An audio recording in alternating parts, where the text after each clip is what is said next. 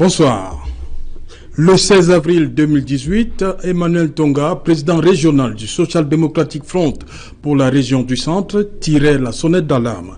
Le week-end dernier, c'est le National Executive Committee réuni à Bamenda qui en a fait une exigence, à savoir le respect scrupuleux de l'article 96 alinéa 4 de la loi portant code électoral. Il dit ceci: tout bureau de vote doit se situer dans un lieu public ou ouvert au public. Au regard de la liste des bureaux de vote publiée par Elections Cameroun le 16 juillet dernier, il y aura des bureaux de vote pour ce qui est de la seule ville de Yaoundé, dans le commissariat central numéro 1, dans les états-majors des sapeurs-pompiers, de la marine, de l'armée de terre, aussi et surtout à la présidence de la République. Et tout dit, caserne militaire, silence, on vote. C'est le fait du jour, madame, monsieur.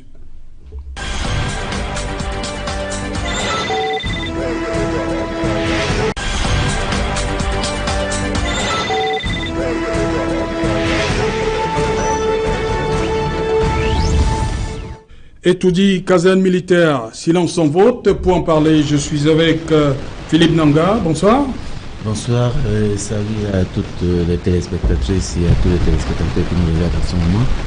C'est toujours un plaisir d'être là avec les panélistes pour discuter, explorer, échanger sur l'actualité. En ce moment, c'est l'actualité électorale. Donc voilà, c'est toujours un plaisir pour moi. Voilà, vous êtes le coordonnateur national, l'ONG Un Monde Avenir. C'est bien ça? Bien sûr, l'ONG Un Monde Avenir, qui est une organisation de la société civile, oui, qui étend ses activités sur deux axes, qui sont la démocratie et les droits de l'homme. Et donc, l'élection fait partie de nos activités prioritaires en ce moment, où nous nous apprêtons d'ailleurs à déployer un peu plus d'1 millier d'observateurs électoraux lors de la prochaine élection présidentielle. Le 7 octobre. À côté de vous, Charles Kacharel Ngafonga, bonsoir. Bonsoir et bonsoir à tous les téléspectateurs d'Equinox Télévision. Vous êtes journaliste, c'est bien ça? C'est vrai que j'ai d'autres casquettes, mais celle sous laquelle je suis invité ici ce soir est bien celle de journaliste. Ok. Également sur ce plateau, Abel Elimbilobé, bonsoir. Bonsoir. Vous êtes analyste politique? Bon, peut-être que c'est comme ça. Conseiller municipal. Voilà, je suis d'abord conseiller municipal. Oui. C'est vrai que dans le combat que nous menons tous, vous-même et beaucoup d'autres Camerounais, notamment les partis politiques de l'opposition, les associations de la société civile qui travaillent sur les élections, nous avons mis un peu l'accent sur une connaissance du code électoral au point que les gens pensent que je suis un analyste politique. Mais je suis un acteur politique. Je vais aux élections, j'irai aux élections en 2019. Sous la bannière de quel parti? Les partis ne manquent pas. Vous savez. Vous n'avez pas encore opéré un choix? Non, non, ce n'est pas pressé. Vous savez que le trafic des investitures est né. Nous avons, à l'occasion de ces élections présidentielles, vu une nouvelle dérive qui est apparue, qui est le trafic des investitures.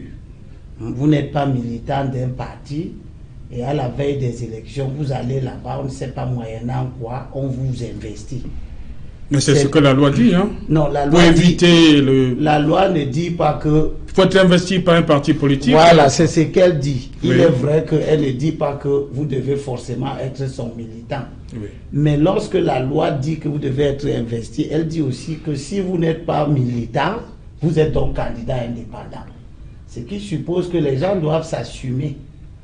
Ils ne militent pas dans les partis politiques, hein, comme je vois M. Cabral Libi ou M. Akere Mouna, qui sont là depuis. Les partis existent depuis. Ils n'ont pas daigné militer. Jusqu'au jour où ils ont eu envie de devenir des candidats, je les attendais de s'assumer comme candidats indépendants, parce qu'ils ne militent pas. Maintenant, ils ne sont pas candidats indépendants. Subrepticement, ils sont devenus des militants. On ne sait pas très bien moyennant quoi. Et je me demande si après le 7 octobre, ils vont leur continuer à militer dans le parti Univers, l'autre dans le parti FPD. Okay. Donc, comme il y a le trafic des investitures, ne soyez pas étonnés que maintenant les partis commencent à investir, même aux élections locales, des gens qui ne sont pas leurs militants, au seul motif qu'il y a déjà une jurisprudence. Voilà comment l'opposition fait pour elle-même dégrader son image. Parce que quand je regarde en face, je ne vois pas le RDPC à aucun moment, ni au scrutin présidentiel, ni au scrutin municipal législatif, qui a un seul jour investi quelqu'un qui n'est pas son militant. Il faut donc que nous fassions attention. C'est comme ça que donc là, c'est la faute à l'opposition elle-même. Ce sont les fautes de l'opposition que je lui reproche. Là, on ne voit pas une main du pouvoir. Pourquoi? Qu'est-ce que le pouvoir est parti faire dans le parti FPD pour demander à ce parti? Parce qu'on voit toujours la main du pouvoir. Mais il y a nos responsabilités. Ça énerve beaucoup de gens que j'évoque souvent nos responsabilités.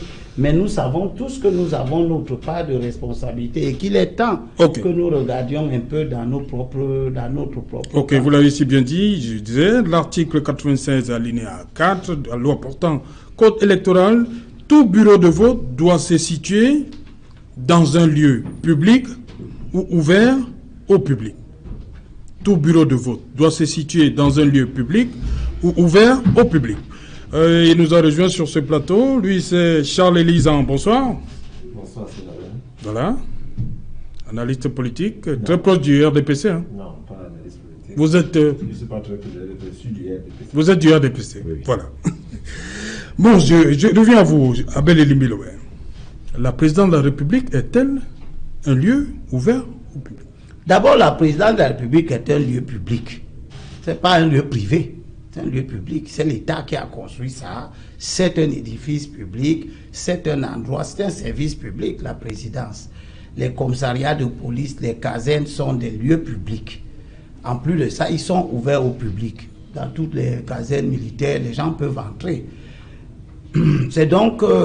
Mais pourquoi le SDF en fait une fixation? Il a raison d'être mécontent. Il a raison d'être mécontent. Pourquoi? Parce que s'il est vrai que ce sont des lieux publics et que ce sont des lieux qui sont ouverts au public, ils ne sont pas ouverts au public au même titre que les lycées et collèges qu'on réquisitionne pour faire les élections. Ils sont difficilement accessibles au public. Ça, c'est la première chose. La deuxième chose, c'est que toutes les casernes militaires, y compris la présidence, les commissariats de police, se trouvent dans des territoires des communes. Les listes électorales sont tenues dans les communes. Ce sont des documents qui sont tenus dans l'antenne communale d'Elections Cameroun. Et l'article 96 que vous venez de citer, dans son alinéa premier, il est dit que le directeur général des élections fixe pour chaque commune, pas pour les casernes, pas pour la présidence, pas pour les commissariats. Nous sommes à l'alinéa 4. Il fixe pour chaque commune, alinéa premier, la liste des bureaux de vote. Oui. Donc, le directeur général des élections... qui pose problème. Le directeur général des élections est dans son droit. Mais comme je lui ai gardé ce passage de la Bible, que je souhaite qu'il... Au directeur général des élections? Oui, au directeur général des élections. Je lui ai gardé ce passage de la Bible, où l'apôtre Paul, parlant aux chrétiens de Corinthe, c'est 1 Corinthiens chapitre 10, verset 26. Ça s'applique à lui. Parce que la loi lui donne la liberté de créer les bureaux de vote partout où le lieu choisi est public. Ah, vous êtes à la linéa 1. Mais l'apôtre Paul lui dit que toutes choses sont permises, mais toutes choses ne sont pas avantageuses. Toutes choses sont permises, monsieur Soussé, mais toutes choses ne bâtissent pas. Donc, c'est une chose que la loi lui donne le pouvoir et la liberté et le droit de créer les bureaux de vote, même dans Elections Cameroun, dans les locaux d'Elections Cameroun, il peut créer un bureau de vote là-dedans, parce que c'est un lieu public et c'est accessible au public. Mais la Bible dit que tout ce que tu es libre de faire n'est pas bon. Nous sommes dans une construction. Nous voulons bâtir. Et j'estime qu'au moment où nous faisons ces élections, nous avons trop de problèmes. La guerre au sud, ouest, au nord-ouest, au nord, le pays qui se fragmente, les gens qui se déchaînent, les ceci et les cela. Est-ce que M. Essoussé et la direction générale des élections manquent des lycées, des collèges, des privés, publics? Il y a 20 000 lycées au Cameroun, 20 000. Je n'ai pas encore compté les établissements privés d'enseignement secondaire. Je n'ai pas compté les écoles primaires. Oui, il aurait dû éviter les casernes.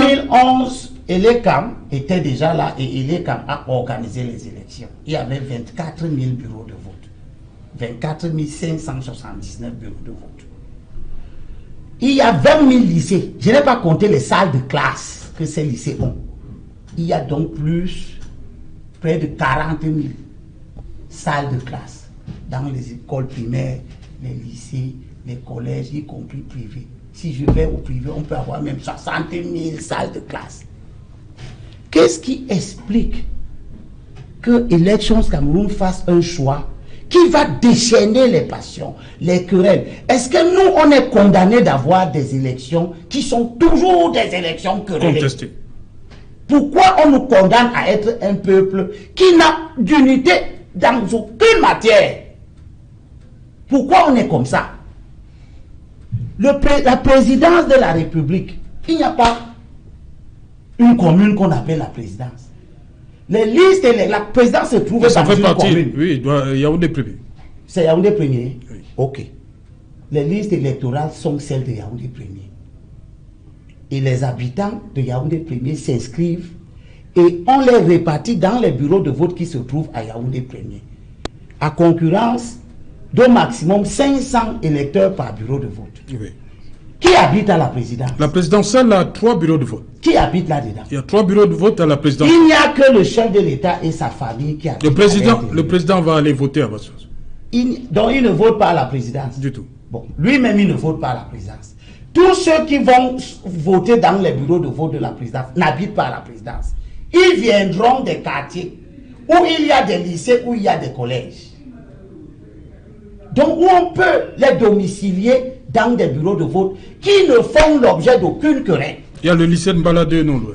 Pourquoi c'est à la présidence qu'on va prendre des gens qui habitent au quartier pour qu'ils viennent voter et qu'on prenne le président lui-même, il ne vote pas à la présidence, il part voter dehors. Ceux qui vont quitter leur quartier pour venir voter dans la présidence, ils ont quoi de particulier pour qu'on domicilie? Est-ce qu'en France, M. Essoussé, on vote à l'Élysée? Oui. Aux États-Unis, je ne vous ai rien demandé. Moi, j'ai répondu. J'ai dit oui. Non, oui. Laissez M. Libi. Laissez M. Libi. Aux États-Unis, on ne vote pas à la Maison Blanche. Ça, c'est ce que vous savez. Moi, je n'ai jamais vu un président. Je vous informe donc on vote à la Maison Blanche. Vous n'avez aucune qualité et vous parlez de façon péremptoire. Ça fait 15 minutes que vous parlez. Donc vous avez tout Monsieur Libi. C'est le propre du Cameroun. Les gens viennent à la télévision et ils n'apportent aucun document qui prouve le contraire. Bon, à l'Élysée, il n'y a aucun bureau de vote à l'Élysée en France et le président de la France vote ailleurs. On le montre tous les jours en train de voter ailleurs. Paul Biya vote ailleurs. Moi, vote à la maison, on l'a étudié. Si donc Paul Biya... On n'a jamais voté à étudier avant, sauf si aujourd'hui on nous dévoile une vérité qu'on ne savait pas. On va y aller. Mais vous savez que vous y arriverez. Pourquoi vous perturbez la police de l'élection? Je termine donc en disant que le souci qui doit habiter les acteurs qui organisent les élections, c'est premièrement de nous donner des élections dont ils ne seront pas tenus responsables des querelles qui peuvent en découler. J'ai vu la première génération des membres d'Elections Cameroun se battre pour crédibiliser Elections Cameroun, qui est né dans la douleur, dans la contestation. Pourquoi on veut nous faire des marches en arrière maintenant dans une élection qui part déjà avec beaucoup de problèmes? Ok. Philippe Nanga, ma question demeure. Est-ce que le palais d'Etoudi, il faut l'appeler ainsi, est accessible? C'est un lieu public accessible? Cette question ne se pose pas. Monsieur Limbi l'a dit, c'est un lieu qui n'est pas accessible. il m'est déjà arrivé de... Quand on dit accessible, on sait ce que ça veut dire. En tout cas, pour ceux qui travaillent dans le champ social. Donc, j'ai déjà eu à aller déposer, comme nous faisons des déclarations et autres à la présidence. Ce n'est pas aussi simple d'y entrer. Donc, et même, parce que c'est ouvert au public, comme le dit la loi. Théoriquement, oui. Mais, comme dit Elimbi, l'accessibilité, on analyse la capacité d'accès. Vous ne pouvez pas aller comme vous allez à un commissariat, vous entrez, voilà. Donc la faute, donc, comme dit Elimbi Lobé, la faute à M. Essoussé. Non, je crois que je me pose une question. Il pouvait choisir autre lieu. Je me pose une question. Est-ce que l'équipe de M. Essoussé n'a pas trahi quelque chose qui existait déjà et dont l'opinion n'avait pas d'information? Je suis quand même mal à l'aise de penser que M. Essoussé, qui connaît très bien les processus électoraux, ait choisi délibérément cette année de créer des bureaux de vote dans ces lieux-là. Je suis mal à l'aise d'y croire. D'abord parce que je ne suis pas sûr, nous sommes en train d'investiguer, mais jusqu'ici, il ne nous revient pas qu'il y ait eu des inscriptions. Vous savez que quand vous vous inscrivez, vous êtes rattaché automatiquement à un centre de vote. Je ne suis pas, jusqu'ici, nous n'avons pas encore trouvé une personne inscrite dans ce centre de vote-là, de la présidence, tout ce qu'on a. Donc, je ne sais pas d'où viendront les électeurs qui iront voter dans ces lieux-là, hein, ces nouveaux centres de vote. Donc, c'est pour ça que je dis, peut-être que une information qui existait, mais qui n'était pas connue de l'opinion, est maintenant dans la place publique et aux hommes politiques, à nos autres observateurs, d'analyser cette situation. Peut-être que là, on nous dévoile que, voilà, jusqu'ici, on nous disait 24 700 quelque chose de bureaux, mais en réalité, il y avait d'autres bureaux qui n'étaient pas connus, qui n'étaient pas comptabilisés du public, mais qui existaient. Et donc, par erreur, ces bureaux sont aujourd'hui dévoilés. Et voilà la situation qu'on décrit peut-être depuis plusieurs années, qui consiste, et moi je l'ai souvent décrié, le seul fait, parce qu'une élection, la base d'une transparence électorale passe par la maîtrise du fichier électoral. Vous savez, il y a eu des élections qui ont été bloquées dans des pays parce que les acteurs, l'ensemble des acteurs ne maîtrisent pas le fichier électoral. Au Sénégal, ils ont dû faire un audit du fichier électoral pour se mettre d'accord, dépouiller. Donc, c'est la base. Or, j'ai toujours décrié le fait que les politiciens, donc les formations, les responsables de formations, ne se battent pas pour maîtriser le fichier électoral. C'est la base. Quand vous ne maîtrisez pas le fichier électoral, vous avez une élection comment? Vous savez qu'il y a combien de personnes, effectivement, c'est les qui? Ils votent où exactement? Donc ça là, c'est un problème. Et il peut s'avérer que les années antérieures, les gens ont voté là où on décrit aujourd'hui que ça doit faire des bureaux de vote. 2013, hein. Nous n'étions pas simplement informés. Oui, 2013, il y a eu des votes dans la garde présidentielle à Mélène. Oui, à la garde présidentielle, mais pas à la présidence. Oui. Mais pas à la présidence, on l'avait décrit d'ailleurs, mais pas à la présidence. Oui. Donc cette fois, on nous dévoile que ça va être fait aussi à la présidence et dans certaines casernes. Dans tous les cas, c'est un problème. Un mandat venu, nous avons déjà fait une sortie là-dessus. D'ailleurs, nous avons déjà interpellé les responsables de l'élection de Cameroun là-dessus. Donc, parce que nous travaillons quand même à prévenir les violences pré- et post-électorales. Et nous craignons que, comme dit M. Elimbi, il ne faut pas qu'on attise davantage le feu qui existe déjà. Parce que notre pays, nous savons très bien que nous sommes en situation délicate sur le plan social et que c'est pas l'élection est un moment extrêmement délicat qui est un moment soit de construction de la solidarité nationale, soit un moment de déchirure nationale. Et si les gens sont là en train d'attiser la flamme pour que le Cameroun s'embrase davantage, je pense, comme l'a dit M. Elimbi, ces personnes seront portées pour responsables de ce qui va se passer. L'histoire, on ne la dévoile pas. Ok. Charles Cacharel, connaissant la loi, est-ce qu'on assiste là à une violation délibérée de la loi? Mais je pense qu'Elimbi Lobela s'est bien dit. Il n'y a pas violation. De manière délibérée. Non, je dis très bien. Il n'y a pas de violation de la loi dans ce contexte. Si on s'en tient au code électoral et aux dispositions qui donnent le pouvoir au président de l'élection Cameroun, au directeur de l'élection Cameroun, de créer des bureaux de vote. On peut y aller dans ce sens. C'est bien pour cette raison. C'est bien pour cette raison que Elimbi Lobé. La ligne 4 est claire. Non, c'est bien pour cette raison qu'Elimbi Lobé est allé jusqu'à convoquer la Bible.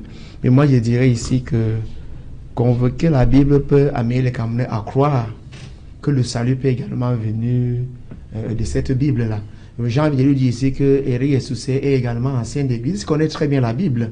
Même ceux qui nous gèrent aujourd'hui au pays, vous savez très bien que le chef de l'État a été béni, son épouse, ses enfants étaient bénis par le pape.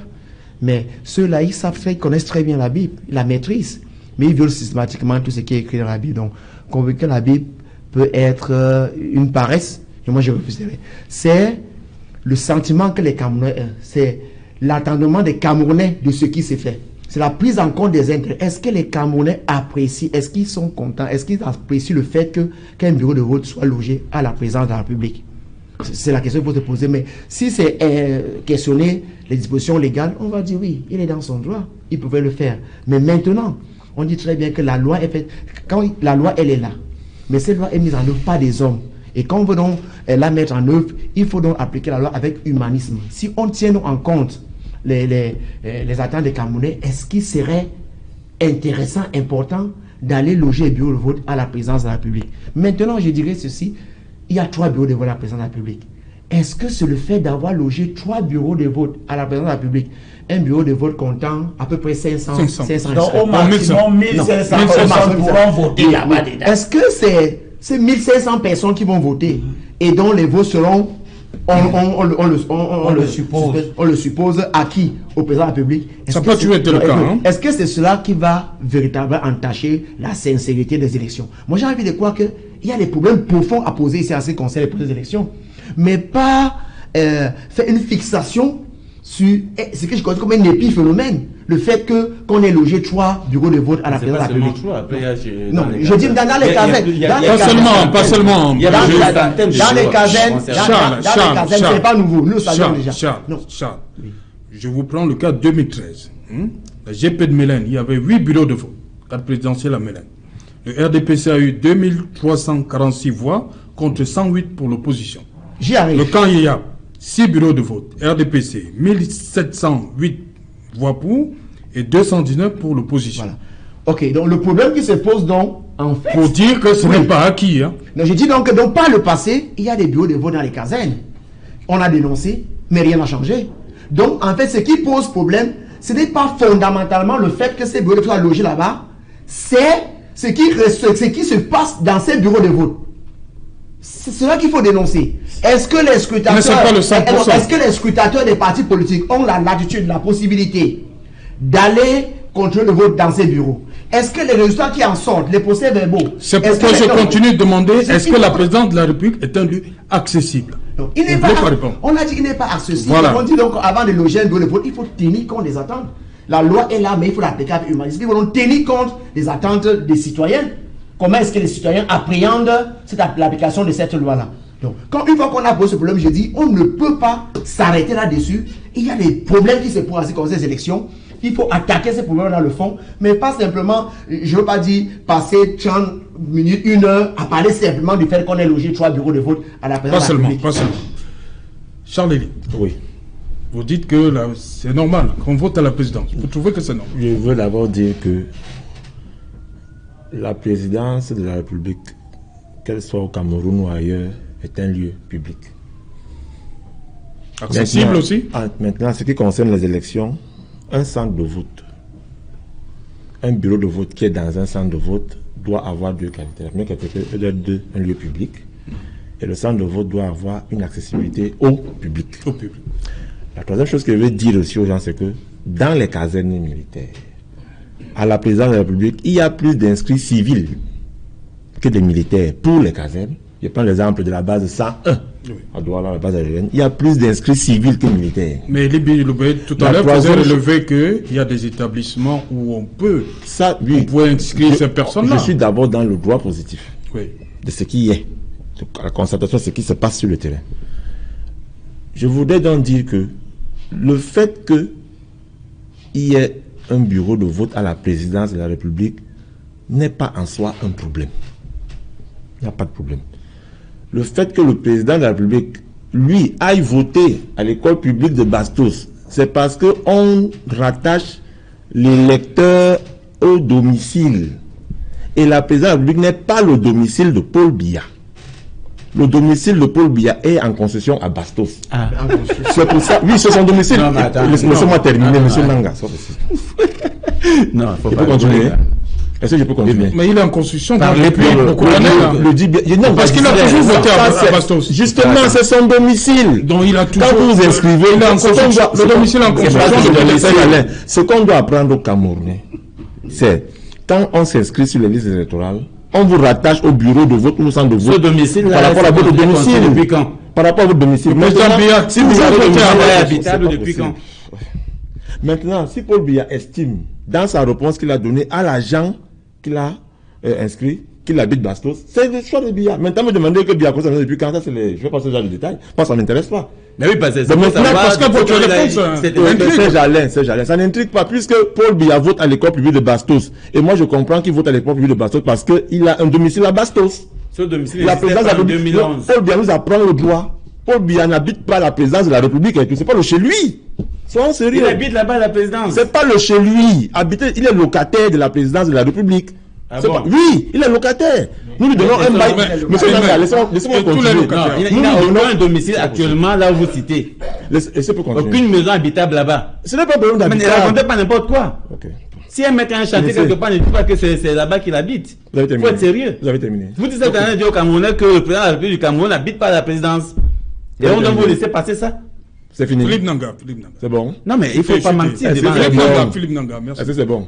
Le président de la République n'habite pas la présidence de la République. Emmanuel Macron n'habite pas l'Élysée. Ni Édouard Philippe Matignon. C'est pas leur domicile. Il faut qu'on soit clair.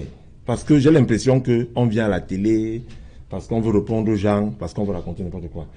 Je veux aussi dire ici aux gens que dimanche passé, à l'élection présidentielle au Mali, il y avait un bureau de vote à la présidence malienne, où l'ancien président Boye Yahi est allé en tant qu'observateur. Donc, il ne faudrait pas qu'on soit à une élection où on sait que 80% des élections présidentielles en Afrique causent toujours les conflits pré- et post-électoraux. Et qu'on en soit à vouloir animer, en verser de l'huile sur le feu, tant du côté de l'ECAM que de nous les acteurs politiques. Moi, je pense plutôt que ce que je voudrais demander aux gens de l'ECAM, c'est est-ce que tous les scrutateurs des candidats en liste auront accès librement de se mouvoir à la présidence comme ils veulent? C'est pourquoi j'ai demandé, est-ce que c'est accessible? Le 17 octobre étant donc un jour spécial, qui n'est pas un jour ouvrable comme tous les jours, il faudrait donc que des dispositions particulières soient prises pour que ceux qui veulent entrer à la présidence pour voter, si le nom sont inscrits sur les électorales, qu'ils aient accès facilement, que les sénateurs fassent leur travail tranquillement. Et que dites-vous à ceux qui viennent assister au dépouillement? C'est un lieu public. À la présidence, ils pourront entrer. Il suffit de se faire identifier. Et vous avez accès. Vous parlez de quel président? Est-ce qu'on s'est fait identifier pour aller voter, pour entrer? Vous parlez de la présidente du Cameroun, Charles-Élise? Écoutons-nous très bien. Écoutons-nous très bien. Même dans un bureau de vote... Dans un centre de vote. Laissez-moi parler. Même dans un bureau de vote qui est situé dans un centre de vote, quand vous avez accès, vous pouvez entrer dans le centre de vote. Oui. Maintenant, pour avoir accès dans le dépouillement, dans la salle, vous devez vous faire identifier. Non, non. Dans le dépouillement, non. Non. C'est ouvert au dépouillement, non. Je souhaite que les broufs et les vantardises que peuvent générer le fanatisme politique ne nous induisent pas en erreur. On n'apprend rien de personne ici. Parce que quand les gens veulent faire comme s'ils ont une autorité à dire que je vous dis, il ne s'agit pas de nous dire. Le texte dit que peuvent être inscrits sur la liste électorale d'une commune les citoyens camerounais jouissant du droit de vote et qui ont leur domicile d'origine ou résident effectivement dans la dite commune depuis au moins 6 mois. Il n'y a que ce monsieur seul qui sait que Paul Biya ne réside pas au palais. Vous allez la voir. Lisez votre phrase, c'est en français. Non, je ne le lis pas. Non, c'est pas à vous que je parle. Paul Biya réside à Etoudi. Non. Il vote à Etoudi, à la commune d'Etoudi. Bon. Paul Biya. Son domicile, c'est pas la présidence de la République. Je le répète. Vous avez parlé, moi je ne sais pas son domicile. Si vous voulez qu'on joue à ce jeu, on le joue. Allons-y. Vous n'êtes pas plus fanatique. Allons-y. Non, c'est pas fanatique. Allons-y. Il n'y a que ce monsieur au Cameroun qui sait que le président de la République ne réside pas au palais de l'unité. Il n'est pas propriétaire de l'unité. On ne vous parle pas du propriétaire. Non. On parle du domicile d'origine. Je suis désolé. Si Paul Biya ne veut pas être c'est parce qu'il n'habite pas et tout dit. Le débat, ne nous expliquez pas pourquoi il C'est vous qui ne comprenez pas votre texte. Non, vous n'avez aucune qualité pour nous expliquer. Vous avez quelle qualité? Vous avez quelle qualité? Voilà, je n'ai pas de qualité. Je m'en refais à la présidence. On vous écoute. La présidence leur appartient. Abel Il habite à la présidence. Abel Les gens qui habitent la présidence de la République. Je vous informe. Il y a le personnel de la présidence qui habite la présidence. Le président passe et le personnel reste. Le président, lui, n'habite pas là-bas. Le sous-préfet de deuxième a trouvé du personnel. Il va partir, il va trouver le même personnel. L'autre viendra trouver le même personnel. Ils habitent là. Je vous informe, vous ne savez pas. Que le président n'habite pas au palais. Non, il a passé. Non, vous ne saviez pas. Vous n'avez pas la parole. Vous ne saviez pas. Chacun peut considérer que le soleil ne brille même pas, pourvu que cela soit vrai. La loi dit, voici la loi, le code électoral, article 46. Peuvent être inscrits sur la liste électorale d'une commune les citoyens camerounais jouissant du droit de vote et qui ont leur domicile d'origine. Domicile d'origine. Où réside effectivement. La commune, le palais de l'unité se trouve dans une commune. Il n'est pas le domicile d'origine de Biya. Le palais de l'unité se trouve dans une commune. Vous allez me rejoindre. Tous ceux qui sont électeurs dans cette commune-là, y compris donc le président de la République, qui réside dans cette commune. Si pour vous, il ne réside pas au palais de l'unité, est-ce que le palais de l'unité, c'est la commune? Si pour vous, il ne réside pas au palais de l'unité, eh bien, pour les autres Camerounais, il réside au palais de l'unité. Monsieur Lindi, quel est le domicile d'origine? Et le palais de l'unité, moi je ne connais pas son domicile d'origine. C'est vous qui le connaissez. Moi je sais là où il est. Le palais de l'unité n'est pas son domicile d'origine. Vous êtes en train de m'empêcher. Bon, excusez-moi. Bon, allez-y, Libye. Là, vous parlez, moi je vous ai laissé dire vos choses. Ok. Laissez-moi aussi dire les miennes. Allez-y. La loi dit que il faut être domicilié là ou résident.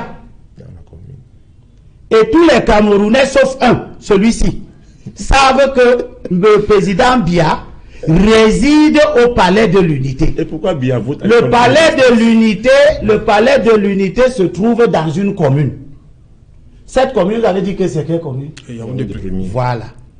Le président a donc le loisir. Il est inscrit dans la commune de Yaoundé 1er. Et il peut être attaché à un centre de vote qui est l'école de Bastos. Oui, justement. Il peut aussi être attaché à un centre de vote qui peut être la présidence de la République. Tout à fait. La question c'est pourquoi a-t-on créé un centre de vote à la présidence de la République? Et on nous amène dans des débats inutiles. Non, c'est vous. La question c'est pourquoi crée-t-on un centre de vote avec 3 bureaux de vote au palais de l'unité? Et puis, on nous apprend que le résident dans ce palais, c'est une seule personne, c'est-à-dire M. Paul Biya, son épouse et ses enfants qui résident dans le palais de l'unité. Non. Les autres personnes qui sont attachées aux 3 bureaux de vote, aucune d'elles ne réside au palais de l'unité.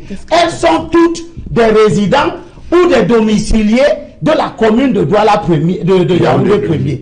À cet effet, cette commune a des centres de vote qui sont dans des lycées et ailleurs. On apprend d'ailleurs que le président lui-même vote dans un centre qui n'est pas là-dedans à la présidence. Pour qui a-t-on donc fait ces bureaux de vote? Non, il y a le personnel de la garde présidentielle qui ceinture le palais des tribunaux. Le personnel de la garde présidentielle qui ceinture le palais de l'unité. J'apprends, c'est ici que j'apprends qu'il réside dans le palais. Il réside dans le palais. Oui. Non, c'est pas à vous que j'ai posé. Non, ils sont à l'extérieur. Ils sont au palais en tant que tel. Ils sont autour. Vous voyez, c'est l'eau est rouge. Oui, mais enfin, elle n'est pas rouge. Le palais, c'est un ensemble. Quand on dit palais, la garde présidentielle, nous savons où elle se trouve. Elle ne se trouve pas dans le palais. Non. Première chose.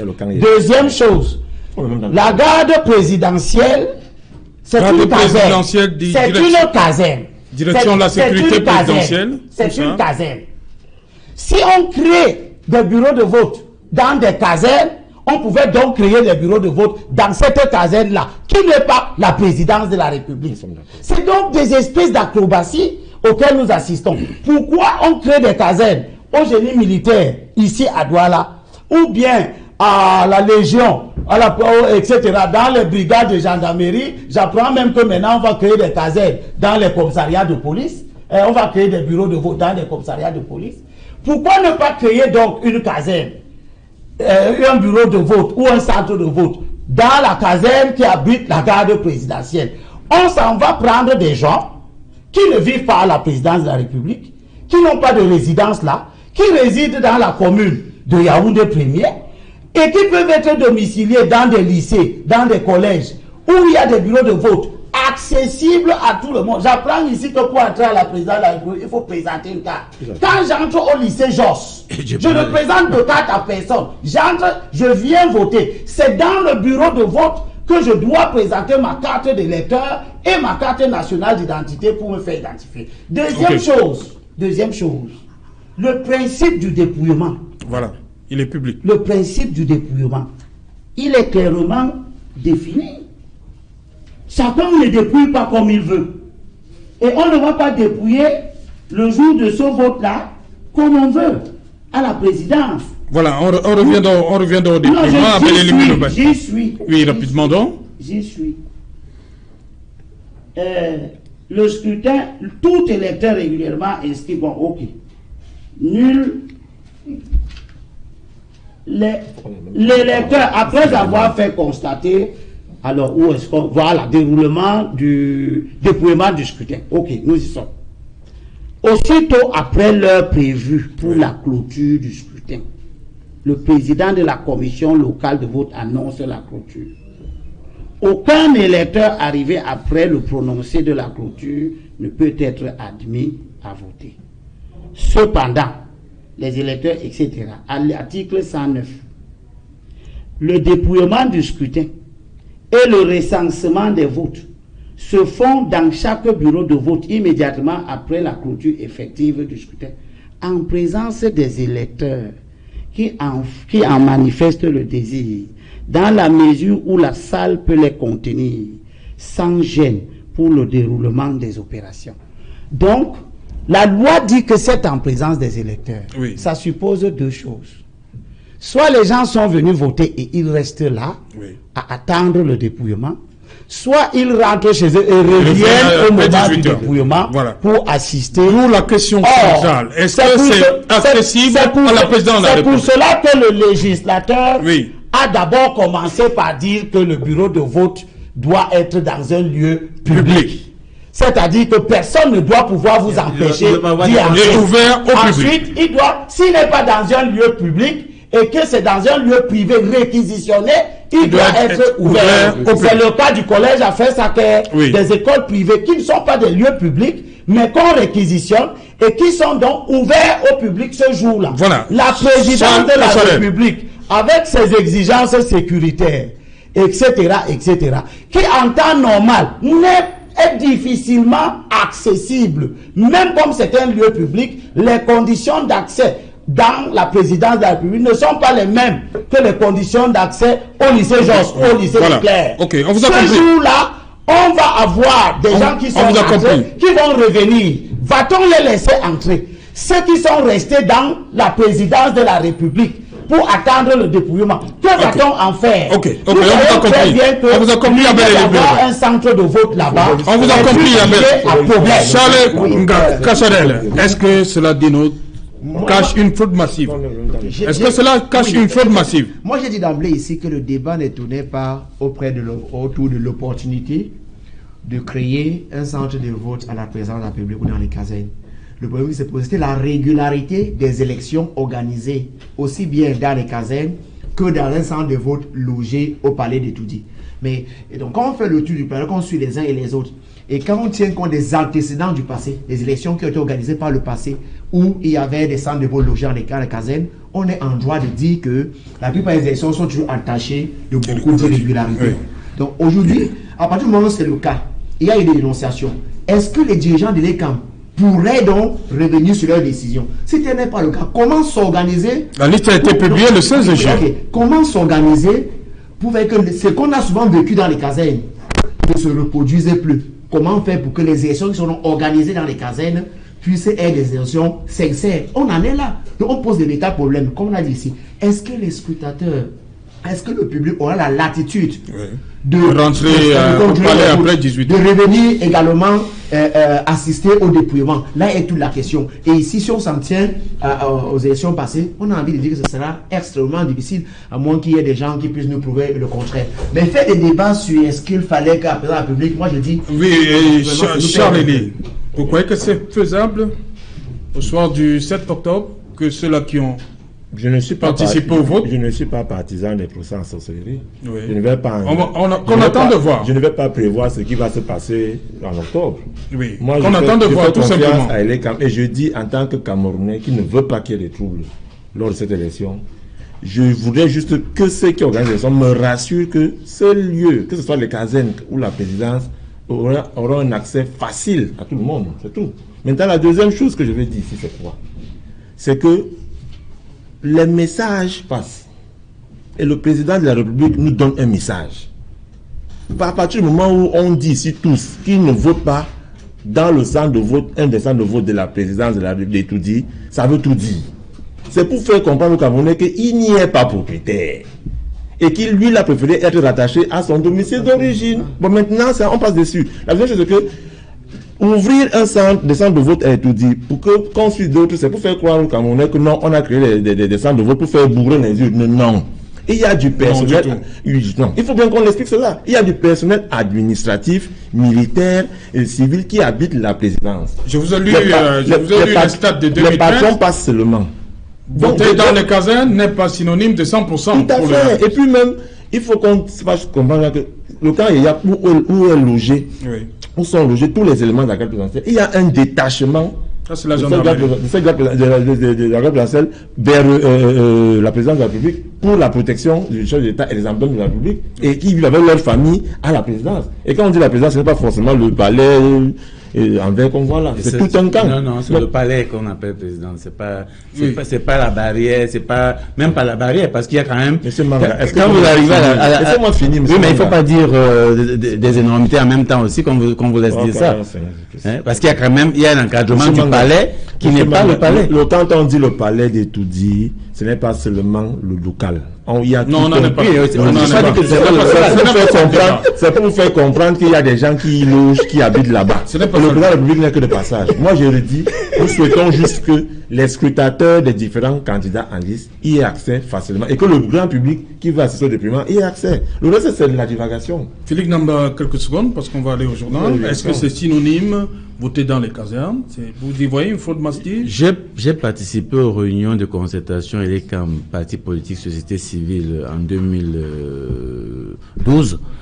Et ce problème avait été soulevé parce que en 2011, il y a eu des soucis là-dessus. Et il me souvient que les responsables de l'ECAM d'alors avaient pris des engagements pour que ça ne se reproduise plus.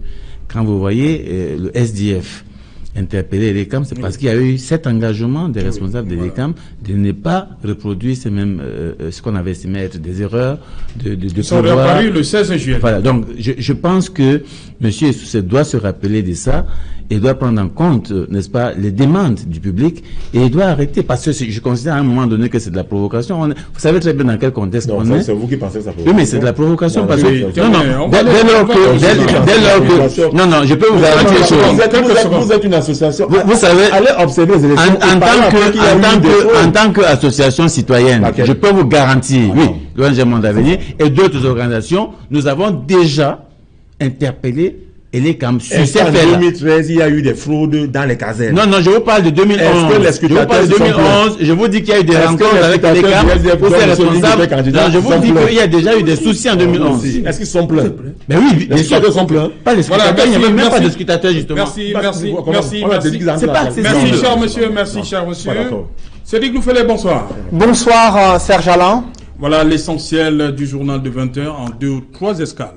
Bonsoir également à vos invités. Ce soir, nous reviendrons sur les circonstances de la libération de certains otages en Gaoundéré, dans la région de la Damawa, là-bas où ces actes se multiplient. Mais cette fois-ci, le BIR a mis en déroute des preneurs d'otages qui réclament régulièrement des rançons aux nombreuses familles désespérées dans la région de l'Adamawa. Et ce soir, nous évoquerons la vie d'un parti politique qui est au bord de l'implosion, le PADEC de Jean de Dieu Momo.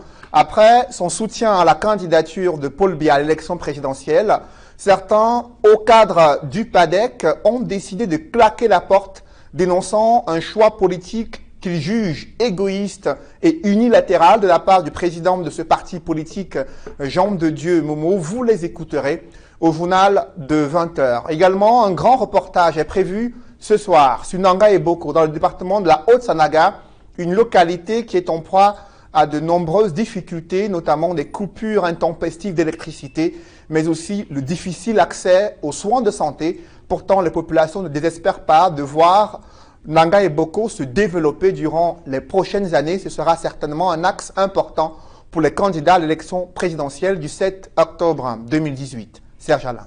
Voilà, dans un instant, le journal de 20h de Cédric Nouffelé. Et juste après, je vais retrouver les invités pour le débrief.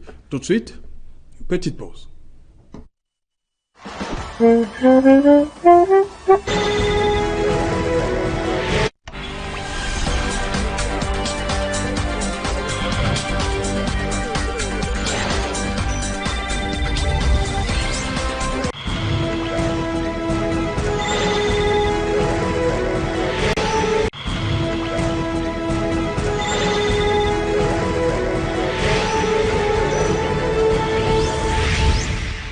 Voilà, retour sur le plateau Equinox Soir, toujours en compagnie de nos invités. Boya et Kema marche sur une courte distance.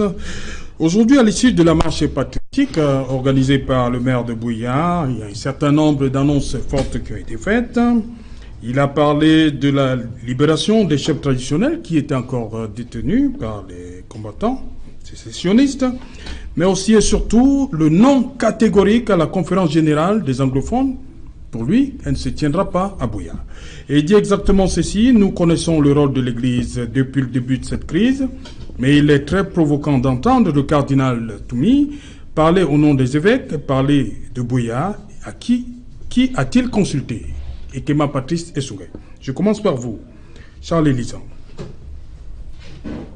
La réaction du maire de Boya suite à l'initiative du cardinal Toumi, comment vous la comprenez? Je peux prendre ça sur trois prismes.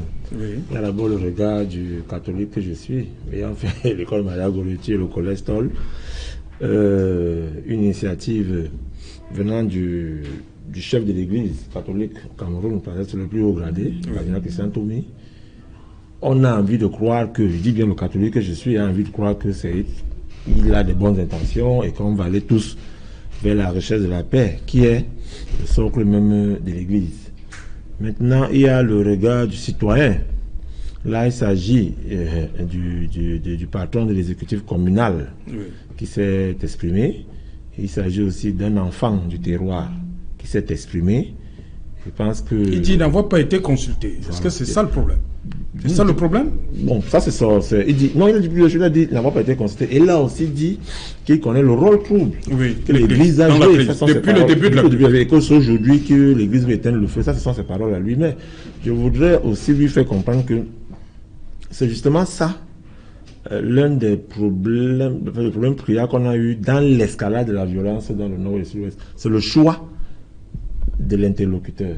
C'est parce qu'on veut toujours choisir avec qui causer, on veut toujours choisir avec qui parler, discuter. C'est pour ça que ça mène les extrémismes. Je voudrais demander au maire, par exemple, s'il m'écoute. Vous voulez parler du gouvernement qui disait le gouvernement avec qui il va discuter? Oui, je vous ai toujours dit, à chaque fois que j'ai été invité depuis 2 ans dans les plateaux télé ou radio, il disait qu'il y a ceux de mes camarades qui avaient la posture de l'homme du gouvernement, qui allait en zone anglophone pour régler le problème, qui avait des attitudes qui n'enrichissaient pas le dialogue, qui n'enrichissaient pas la paix. Et de l'autre côté, vous avez aussi ceux qui venaient avec des dessins inavoués, avec des ambitions cachées, qui voulaient choisir avec qui causer. Voilà. Mais maintenant, pour finir, il y a maintenant l'homme politique que je suis, qui estime que le maire a ses raisons, il faut l'écouter, et je pense que le cardinal Christian Toumi ne peut pas organiser ce dialogue-là à Boya si le maire n'est pas d'accord. Donc, la voie ouverte pour que les deux en parlent et pour que tous les chefs s'asseyent. Si eux d'abord, les leaders d'opinion ne s'entendent pas, cette conférence elle voit l'échec. Philippe Nanga. Il a eu tort de ne pas passer par le maire, cardinal Toumi? Non, il ne va pas passer par le maire. C'est quand même le premier magistrat de la ville. Hein. Non, mais ça ne concerne pas la ville de Buea. Ça se tient à Buea. Oui, mais ça ne concerne pas la ville de Buea. Mais ça se tient à Buea. Mais ça, c'est autre chose. La ville a un patron. Il n'a pas été ignoré, de toutes les façons. Mais en temps de Patrick Ekema Issounga, c'est comme si... Non, mais c'est un projet qui a été annoncé. Il n'y a pas eu des gens qui sont arrivés à Buea pour tenir une rencontre sans que le maire soit avisé. C'est un projet et qui prend corps. Donc, et vous savez qu'il y a des préalables et tout. Donc, le maire n'a pas commencé à distance, avant même qu'on ne vienne le rencontrer, commencer à dire, ça va pas se passer chez lui. Vous voyez que c'est déjà une très mauvaise posture. Et moi, je dis, je me réjouis qu'un militant du parti au pouvoir ait au moins le courage et puis l'honnêteté de reconnaître que ce monsieur pose problème depuis le début de cette crise. Oui, mais oui, vous n'avez pas dit ça, mais vous avez quand même interpellé, qui revoit sa position. Ce monsieur a des positions, il fait partie des gens qui enveniment, qui pourrissent cette situation depuis le début de la crise. Il a commencé par dire qu'il n'y avait rien de bon quand ça a commencé. Moi, je l'ai écouté. Il était parmi les premières personnes à Buea qui estimaient que non, c'est rien, c'est des petits groupes de gens. Il les connaît, ça va aller. Et toutes les fois, ça s'est aggravé. Et il est toujours dans sa position. Il n'a pas bougé du tout. Toujours en train de banaliser. Non, c'est rien, ça va. Il tient la situation alors que ça marche pas. Hier, il avait dit il n'y aura pas ville morte. Il y a eu ville morte. Donc, je pense que il faut à un moment donné qu'il réalise que cette situation n'est pas celle qu'il imagine. À moins que, comme je le soupçonne depuis le début, qu'il soit parmi les gens rattachés au gouvernement qui, en réalité, tiennent les cordes pour que cette affaire pourrisse. Ils ont certainement des choses à tirer dans cette crise-là. Oui, mais bien sûr, parce qu'il y a toujours des choses à tirer d'une crise. Oui, mais puisque quand on analyse les postures des gens qui sont dans le sens, n'est-ce pas, de verser de l'huile à chaque fois, on ne peut pas comprendre que quand le cardinal... Non, mais c'est pas possible que le cardinal... Quand le cardinal prend sur lui, je pense que la société civile a proposé plusieurs initiatives. Et ces initiatives, nous avons toujours sollicité une personne, un médiateur. Et nous savons qu'aujourd'hui, le cardinal, c'est quand même une personnalité... Une référence pour la société. Qu'on peut considérer comme indépendante et puis... capable de conduire une médiation de ce genre-là. Et moi, nous l'avons rencontré, donc un groupe de le conseil d'administration de Monde d'Avignon, on a eu près de 3 heures de discussion avec le cardinal sur cette question-là. Il maîtrise le sujet. Il vous raconte depuis 61 comment ça s'est... Non, déjà la situation de la crise anglophone, le problème qui est posé depuis 61, il connaît, il a vécu, étant là-bas, étant lui-même anglophone, il connaît l'histoire, il connaît les personnes, il connaît les hommes. Donc je pense que, et puis c'est pas en fait lui qui devait, il y a un autre anglophone, bien connu également, voilà, qui est aussi connu pour sa probité, donc qui devait animer. Donc je pense que il avait au moins sa caution morale. Qui devait animer, donc ce sera plus faisable. Non mais qui doit animer. Oui. Bon, on continue d'espérer. Vous savez, nous on sent venir les choses. Hein. Je me souviens la première fois qu'on m'a invité cette histoire quand on avait brutalisé les avocats. Il n'y avait encore rien. J'ai dit sur un plateau, cette affaire-là, la façon dont on a brutalisé les avocats, ça risque de s'aggraver. Et ça fait 2 ans. Donc, je voudrais simplement dire qu'il faut faire attention. Il y a des personnalités au sein du gouvernement qui ont des postures qui ne sont pas de nature à conduire un dialogue. Et je pense que ça, là, nous sommes dans un environnement... Seulement du côté du gouvernement c'est là son droit. Oui, mais...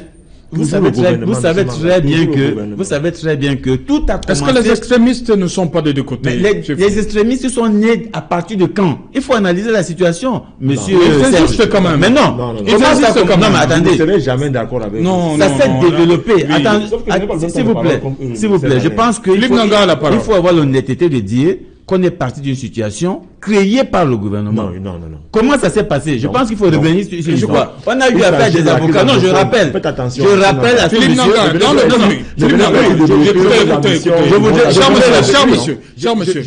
dans le communiqué, dans le communiqué des ministres du culte, communiqué à l'issue. Non, je voudrais rappeler. À l'issue de la rencontre du 25 juillet dernier, on demande aux 2 parties de déposer les armes. C'est le feu. Mais c'est un préalable. C'est un préalable. C'est un préalable. Oui. Non, je voudrais simplement qu'on se rappelle la genèse. C'est des avocats qui, sans armes, sans matériaux, sans matériel, se sont retrouvés dans l'espace public pour exprimer, n'est-ce pas, leurs problèmes pacifiquement, qui ont été brutalisés qui ont été arrêtés, qui ont été enfermés. Pour le monsieur qui est là, qui refuse de comprendre que la brutalité a commencé, est venue d'ailleurs. Et la suite, ça a été avec les étudiants. Après, ça a été avec les enseignants. Et c'est comme ça que l'extrémisme est né. Il faut pouvoir le dire. On est d'accord. Aujourd'hui, je pense que le préalable, le préalable, ce n'est pas parce que le préalable. Charles, je vous en prie. Charles, je vous en prie. Vous n'êtes pas insulté, vous êtes un monsieur. On dit que je mens. Non, bon, je vous retire la parole tous les deux. Allez-y.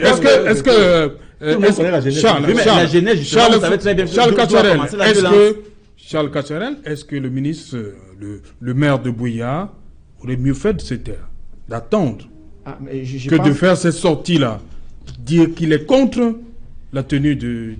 Je pense que sur cette question, beaucoup de Camerounais ont leurs opinions. Oui. Il y en a qui n'ont pas le courage de les exprimer. Le maire de Buea a eu le courage de s'exprimer. Il en est contre. Il y a beaucoup de Camerounais qui en sont également contre, qui n'ont pas le courage du maire. Contre l'initiative du cardinal Toumi. Je vais revenir à cette initiative-là. Moi, je dirais ici que toute initiative qui peut être prise, et d'où qu'elle vienne, pour ce problème anglophone est la bienvenue. Je crois le ministre Roman l'a dit également. Nous le souhaitons tous. Mais maintenant, la personne de cardinal Toumi, on a présenté comme étant quelqu'un qui serait accepté par tout le monde. Moi, je ne veux pas contester cela. Mais je m'en tiens ici à la cible, aux personnes qui seraient concernées parce qu'il appelle ce congrès ou ce troisième All-African, All-Anglophone Congrès. Conférence générale des anglophones. Voyez-vous, c'est une grande messe qui va concerner les anglophones. Oui. Vous voyez très bien qu'il y a de l'exclusion. C'est un peu comme s'il y a deux camps antagonistes qui s'opposent. Il y a des francophones d'un côté et les anglophones de l'autre. C'est qu'on oppose les deux camps. Donc, excusez-moi, les anglophones qui seraient donc concernés. Et cela nous pousse également à nous interroger s'il n'est pas dans une logique de travestir l'histoire. Non, il laisse penser. Il laisse donc penser. Que le communiqué des 4 minutes. Non, je dis très bien, on parle des anglophones. La conférence va se terminer par le choix des représentants des anglophones au grand dialogue national. On y arrive, mais pour le moment, si cette conférence est une solution, si cette conférence est une solution à la résorption de la crise anglophone, moi je dis donc que c'est mal pensé. Aujourd'hui, c'est un problème global, on veut une solution globale, on ne peut pas commencer par des petites solutions. Puisque le gouvernement a toujours dit, je vais dialoguer avec qui? Je crois que le cardinal... Non, on n'en est pas là. On peut dialoguer. Oui. Je dis très bien qu'au départ, donner l'impression. Et ça dit qu'après cela, on va également organiser une autre conférence où on va associer... Non, pas cela. Le débat national, le dialogue national inclusif. Je dis donc, si on a donc des personnes qui vont représenter les anglophones, comme vous le dites, cela veut dire qu'on va organiser d'autres assises pour avoir des personnes qui vont nous représenter les francophones. Parce que c'est un problème global, il faudra une solution globale. Oui. Et de l'autre côté, on aura dans le gouvernement pour avoir une tripartite. Je dis donc que la solution qui est proposée par le cardinal, elle est bonne, elle est la bienvenue, mais sauf que les personnes qui sont convoquées pour cela, pour assister, sont mal choisies. Et également, on peut bien donner l'impression qu'il y en a qui sont responsables de la situation et qu'il y en a d'autres qui subissent. Alors que depuis longtemps, la société civile, les partis politiques ont appelé tous les Camerounais à s'asseoir autour d'une table pour une solution globale. Nous, on pense qu'ils vont segmenter la crise. C'est-à-dire que c'est une crise qui ne concerne que les anglophones et ils vont trouver une solution, j'ai envie de dire, faire un saupoudrage. Ce qui n'est pas acceptable. Pas que c'est malsain, mais nous pensons que le problème est très mal posé. Et là, on a l'impression qu'on est en train de traverser l'histoire, qu'on veut donner l'impression que le Cameroun a commencé en 1961. Et qui va donc assister à cette grand-messe? On parle, il y a des élites anglophones. Oui. Mais ces élites anglophones font également partie du problème. Donc il faut vraiment poser le véritable problème. Donc vous voulez que ces élites soient exclues? Non, je ne demande pas qu'on puisse exclure, mais vous allez exclure d'autres Camerounais parce qu'ils sont francophones, et vous allez associer des personnes qui, si on remonte à l'histoire, font également partie du problème. Donc, non. Il faut qu'on s'assied sur une table, mais je dis, il ne faut pas commencer à exclure certains Camerounais autour de cette table-là. Il faut donc associer tous les Camerounais. Ok. Oui, Abel Ibeloué, vous voyez une exclusion des francophones dans la conférence générale des anglophones? Je vais être sincère envers vous. Je n'aime pas ce que le cardinal Toumi est en train de faire. Pourquoi? Je suis pour que les gens respectent les institutions et que chacun reste à sa place. On a longtemps demandé sa médiation. Je ne sais pas qui l'a demandé et quelle était la qualité de ceux qui demandent.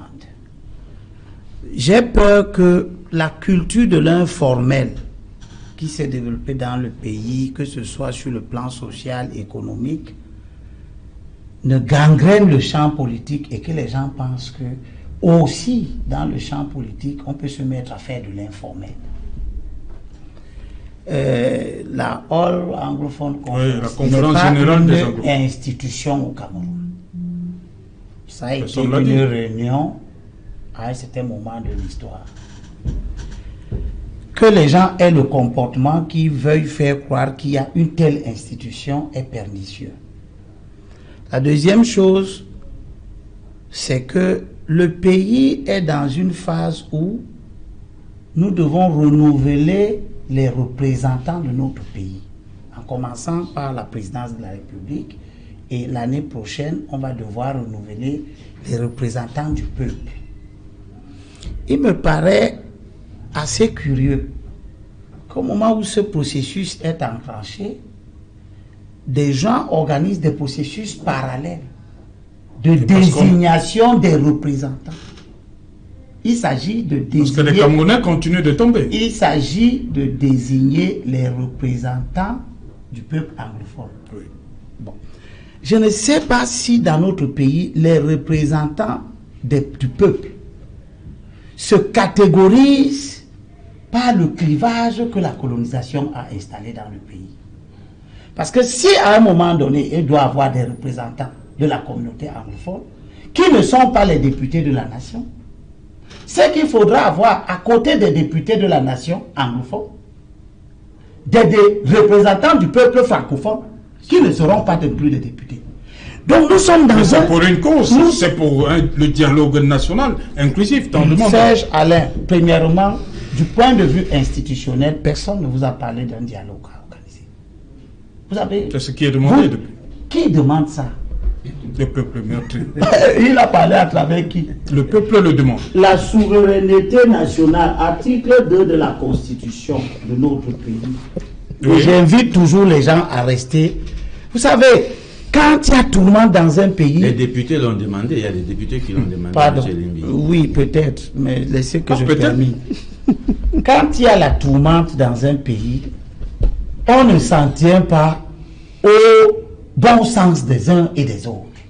On s'en tient au texte. Sinon, ils ne servent à rien.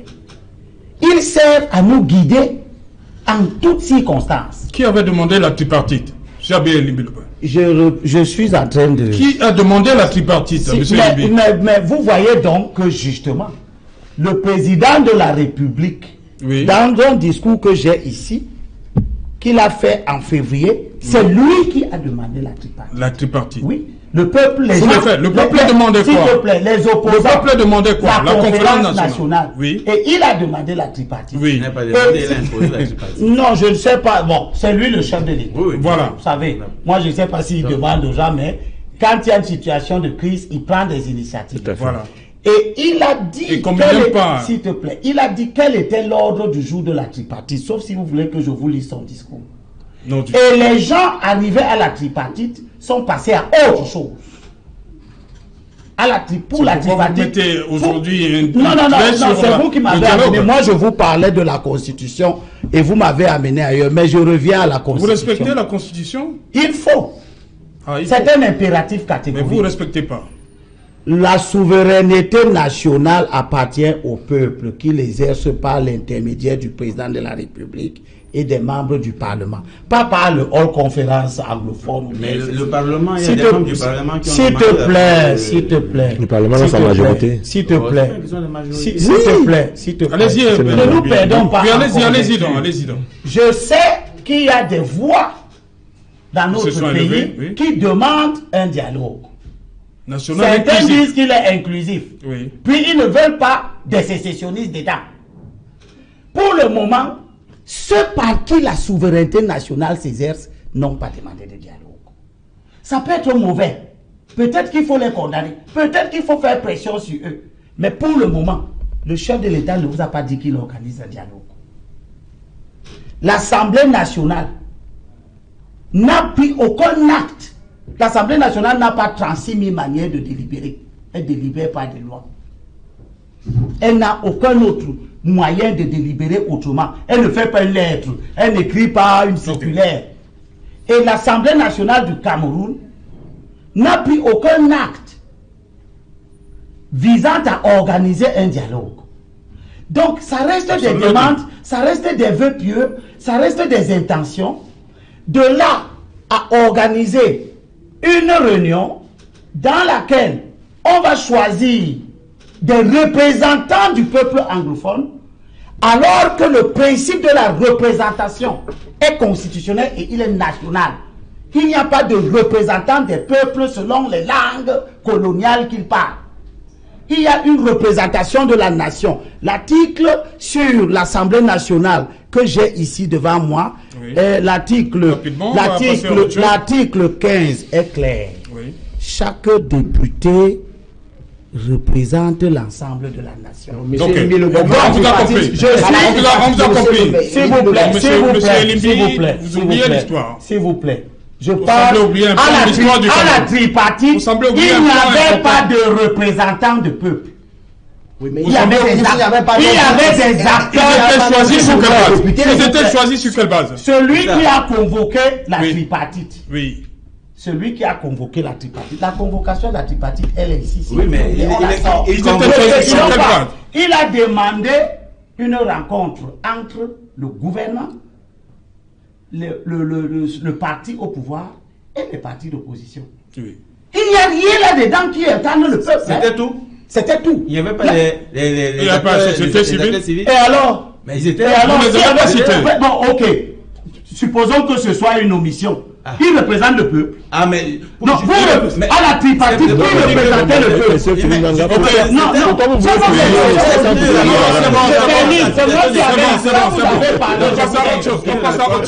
je termine. Non, mais attendez, on vous a donné la parole, on vous l'a retiré quand vous avez fini. 30 secondes, on va passer à autre chose. Je veux dire que j'ai comme l'impression qu'au Cameroun, chacun se lève et dit qu'il représente le peuple. Le peuple a ses modes de représentation. Et ceux qui vont être désignés dans cette conférence sont désignés dans un cadre informel. Et demain ou après-demain, n'importe quel autre anglophone pourra se lever pour récuser ces gens-là. Parce qu'ils ont été désignés dans une organisation qui n'a rien. Et c'est pour cela que M. Ekema s'oppose. Il n'est pas le seul. Au sud-ouest, de nombreux leaders d'opinion au sud-ouest, des chefs coutumiers, etc., s'opposent à l'organisation de cette réunion. Donc moi, je ne suis pas. Ce que je veux dire, c'est que tout ce qui brille n'est pas or. Ok, on vous a compris. Attention. Voilà. Il ne faut pas que dans un pays, chacun se lève, crée son organisation et dit que les gens qui ont été désignés on vous a compris. Vont représenter les anglophones dans le grand débat. Alors que personne ne leur a dit qu'il y aura un grand débat. On vous a compris. Et qu'est-ce qu'on fait des députés anglophones? Ok, monsieur, on vous a compris.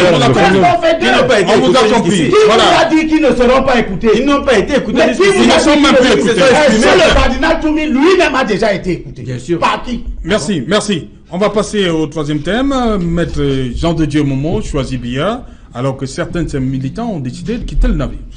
Réaction rapide. En train de sortir. Non. Moi, ce que je constate dans ce cinéma, c'est que c'est un cinéma. Oui, c'est un cinéma. Quand Maître Jean de Dieu Momo a décidé de soutenir le candidat Biya, le parti aujourd'hui qui accueille ses cadres a tiré sur lui à boulet rouge. Oui. Je me rends compte que le petit parti, micro-parti, dont M. Momo était le président, aujourd'hui... Le président, il est toujours. Oui, dont M. Momo est le président. Aujourd'hui, le parti qui tirait sur M. Momo disant qu'il est un faux parti, un petit parti, accueille à grande pompe ses cadres. Donc, comme l'a dit M. Denis aujourd'hui en termes de propos, c'est qu'on est dans un micmac. Vous avez fait pareil à Marwa Tokombere, non? Non, on a accueilli les militants d'un parti. Oui. Vous savez, l'élection présidentielle, c'est une personne, une voix. Oui. Donc, il ne sert à rien de faire un folklore médiatique en prenant un président de section OJ dans un parti, alors qu'il a 18 000 militants derrière lui. Donc, c'est un peu ça. Donc, je préfère prendre 15 militants d'un parti qui ont 15 cas d'électeurs que de prendre 2 régionaux, 2 départementaux d'un parti qui ne représentent que eux-mêmes. Ok.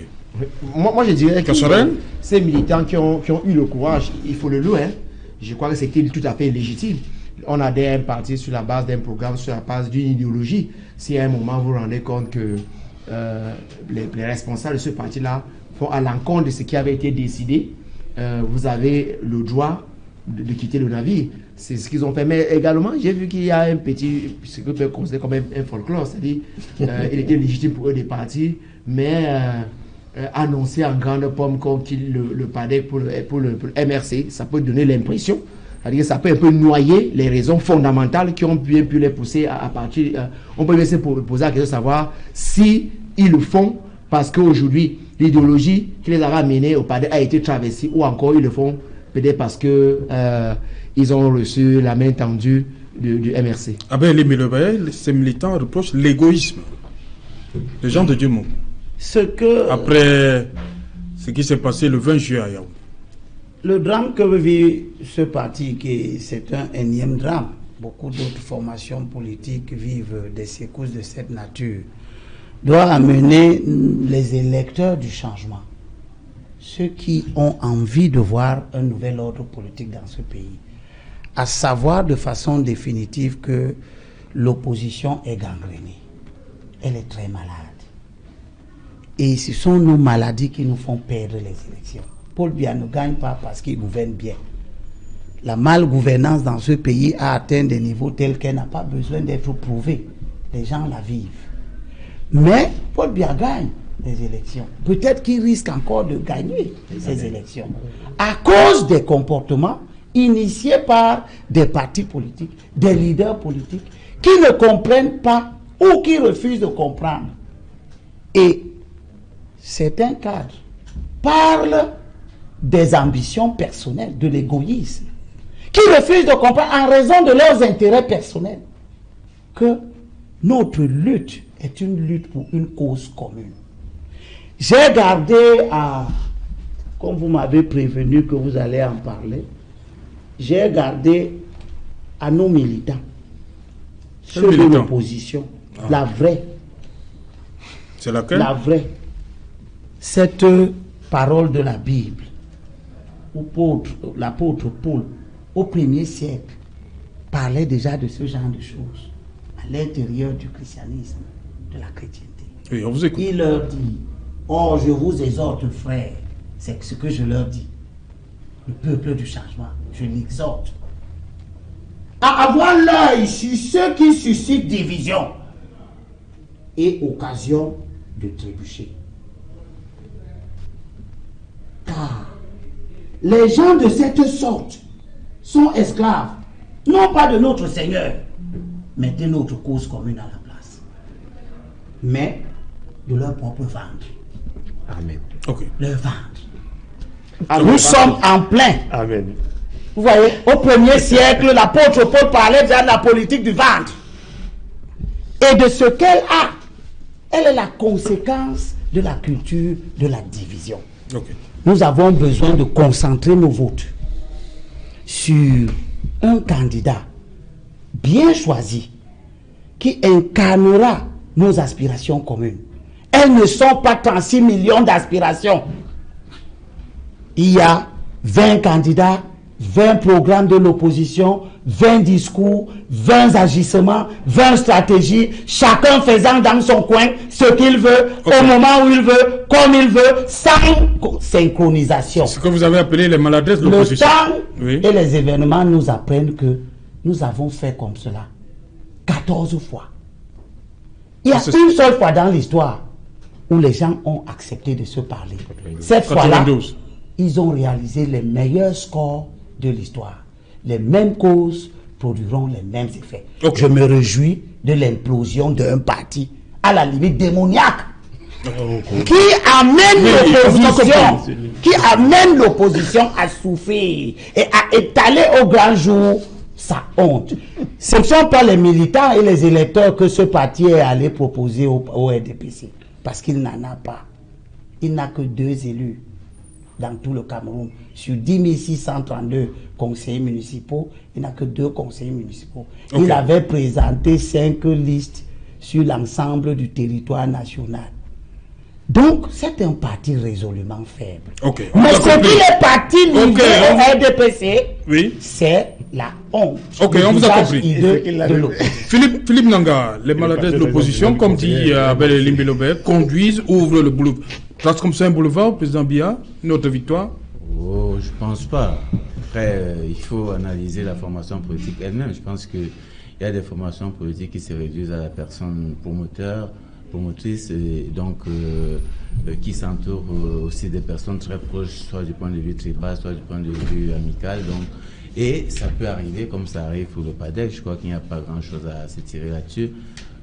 Il y a une dizaine de personnes qui s'éparpillent, c'est pas aussi grave que ça. Okay. On peut pas porter ça sur une situation grave au sein de l'opposition du Cameroun. Je pense qu'il y en a qui continuent de se battre, qui font du travail, et c'est vrai qu'on regrette, nous qui travaillons pour la démocratie, qu'on ait du mal à trouver des formations politiques suffisamment structurées. Je peux vous garantir que le fichier du MINAT indique 300 quelque chose de partis politiques. 6 partis. Et nous qui travaillons avec, justement, nous menons des activités au bénéfice des partis politiques, des fois nous avons des soucis pour rencontrer 10 sièges des partis politiques sur le plan national. Bien sûr. On a vraiment des soucis. Donc, ça montre la fragilité, n'est-ce pas, de ces formations politiques. Mais il y en a qui, à mon avis, font du travail, qui se battent pour se structurer. Et moi, je crois que ceux qui travaillent pour obtenir un changement dans ce pays, y compris au sein du RDPC, et nous pensons qu'un jour ou l'autre, voilà. Ok, on vous a compris. S'il te plaît, oui, donc, correction, juste une correction. Oui, on a un programme qui va suivre. J'ai dit que le PADEC a présenté cette liste. Non, c'est 2 aux élections municipales. Une à Douala 5 et une à l'ouest. Voilà. Département. Là maintenant. Dans un instant, Julie Gueye et Parole de Femme. Bonsoir Julie Gueye. Bonsoir Serge Alontou, bonsoir à vos invités, bonsoir à tous ceux qui nous regardent. Voilà, ce soir on parle d'infidélité. Oui. Tout à fait. Nous parlons d'infidélité, un sujet qui divise très souvent beaucoup de ménages. J'aimerais d'ailleurs poser la question à vos invités, Elimbi Lobert et les autres. Messieurs, dites-nous, pourriez-vous avouer votre infidélité à votre partenaire? Devrait-on avouer à son partenaire qu'on lui a été infidèle? Vous voulez la réponse d'Elimbi Lobert, particulièrement? Oui. J'ai pas compris, qu'est-ce qu'elle a dit? Est-ce que vous pouvez avouer votre infidélité à votre épouse? Si je peux lui avouer mon infidélité, mais Julie, tu parles comme si tu savais que je suis infidèle. Il faut d'abord lui demander si je le suis. Non, je pense que l'infidélité est un état d'esprit. C'est la fidélité au temps. C'est un état d'esprit. La Bible dit quelque chose sur l'infidélité? Oui. Okay. Elle dit d'ailleurs beaucoup de choses sur la fidélité. Oui. C'est d'ailleurs pour cela qu'elle condamne très fortement l'adultère. Okay. Parce qu'elle consacre que le mariage... C'est difficile, mais en certaines circonstances, on arrive vraiment à avouer cela. Quoi qu'on a souvent vécu des cas comme ça. Donc, je veux dire que... Vous savez, Bill Clinton, est-ce que Hillary a considéré qu'il lui a été... Avec Monica Lewinsky. Est-ce qu'elle considère qu'il lui a été infidèle? Voilà, merci, cher monsieur. Merci d'être venu, Philippe Nanga. Merci, en tout cas, de nous donner toujours l'occasion de partager ce que nous observons dans notre environnement. C'est notre travail de construire la solidarité. Quoi qu'on fasse, nous critiquons pour construire. Merci, Cacharel. Oui, merci de m'avoir invité. Mais nous pensons que la solution à la crise anglophone viendra d'un dialogue, et un dialogue inclusif qui va intégrer tous les Camerounais, qui soient francophones et anglophones, mais pas un dialogue sectoriel avec des personnes triées sur le volet, dont les choix sont calqués sur la langue qui est la leur. Merci. C'est moi qui vous remercie, et nous sommes résolument tournés vers notre victoire à l'élection présidentielle qui arrive. Et nous profitons pour demander pour les candidats, y compris celui du RDPC, principal organisateur, que nous sommes touchés de part et d'autre par les bouleversements sociaux, et qu'il faille que cette fois-ci quand même que l'élection présidentielle, qui connaît une atmosphère un peu plus particulière, qu'elle se passe dans les bonnes mais que les différents candidats respectent le verdict des urnes. Deux choses peut-être. La première, c'est que je souhaite que M. Issoussé n'oublie pas que Elections Cameroun a réalisé beaucoup de progrès. Et nous avons eu en 2013 des élections relativement apaisées qui nous ont donné l'espoir que Elections Cameroun allait continuer à progresser. Il ne faut pas qu'à l'occasion de l'élection présidentielle, nous régressions avec l'émergence des conflits, des tensions, que l'élection présidentielle soit un moment de refondation de la nation. Deuxième chose que je souhaite dire, c'est au peuple du changement. Ne nous dispersons pas en conjecture. Laissons que cette élection soit une occasion de trier dans l'opposition le bon grain de livrer. Ok, merci. Madame, Monsieur, c'était Equinox Soir, rediffusion 23h GMT, minuit à Minta, non loin de Nangaï Boko. Tout de suite, Madame, Monsieur, parole de femme avec Julingue Nyondé.